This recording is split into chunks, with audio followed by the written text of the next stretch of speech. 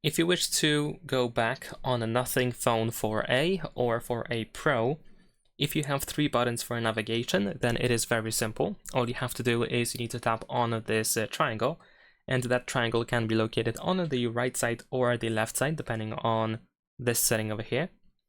And if you tap on that triangle, then you just go one step back to the previous page or previous app that was opened, depending what was the previous step.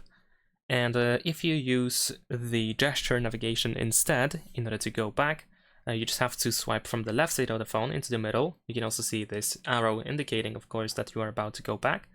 And you can do the same thing from the right side. And this is universal, which means that you can perform this gesture at any point on your phone.